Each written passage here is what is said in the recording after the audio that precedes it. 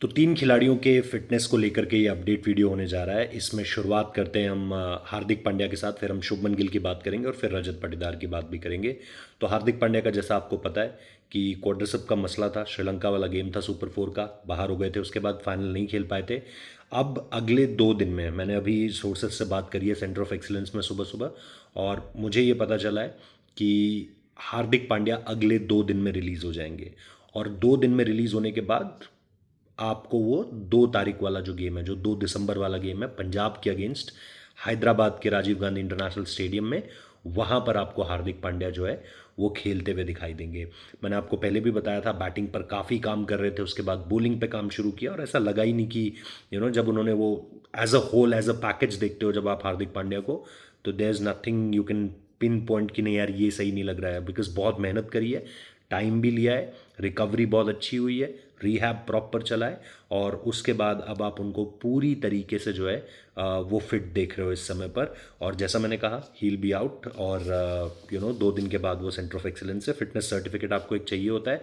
पहले क्या होता था, ये फिटनेस सर्टिफिकेट आप बाहर किसी से भी बनवा लेते थे, मतलब एनसीए आना ज़रूरी नहीं होता था, और आप बाहर अगर किसी के अंडर ट्रेन करना चाहते हैं, रिहैब करना चाहते हैं, सॉरी, रिकवरी करना चाहते हैं, तो वो भी की जा सकती थी। राहुल द्रविड़ ने इस चीज़ को बदला, क्योंकि बहुत सारे प्लेयर्स हाफ इंजरी के साथ, 80% फिटनेस के साथ, 70% फिटनेस के साथ खेल रहे थे और सर्टिफिकेट ऐसे ही बना लेते थे।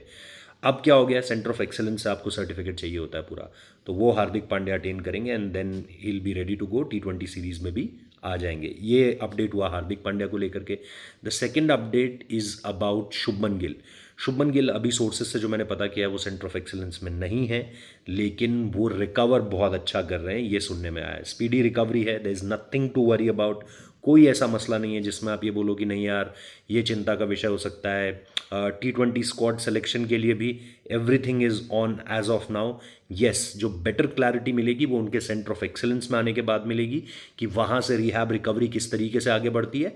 बट अभी तक जो चीज़ें सुनने में आ रही हैं, जो चीज़ें पता चल रही हैं सोर्सेज के हवाले से, वो यही पता चल रही है that there is nothing to worry about, he is recovering really well. उनकी रिकवरी जो है वो अच्छी हो रही है, और इसी वजह से आप देख रहे हो कि अभी तक T20 स्क्वाड का अनाउंसमेंट भी नहीं हुआ है।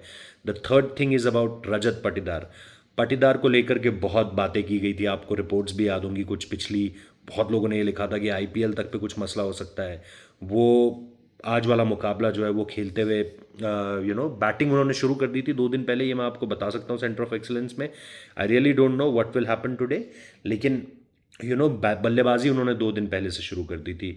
तो अगेन उनको लेकर के भी बहुत सारी बातें थी, उन सबको एक तरफ रखिए।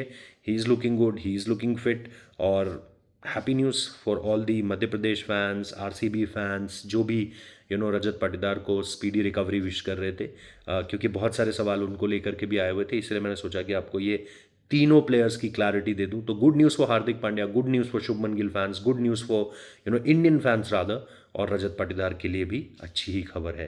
Thank you so much for watching this video. Like share subscribe कर देना। कमेंट बॉक्स में और क्या जानना चाहते हो इसके बारे में बताओ, अपडेट्स देंगे आपको। Thank you.